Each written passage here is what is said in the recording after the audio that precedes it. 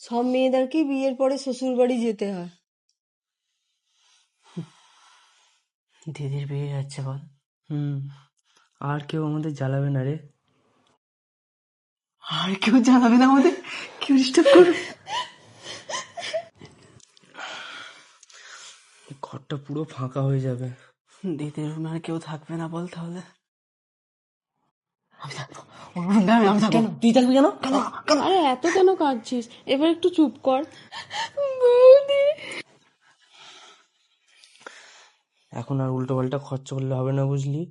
বোনের বিয়েতে অনেক খরচা হবে। বোনের বিয়েতে অনেক খরচা হবে না?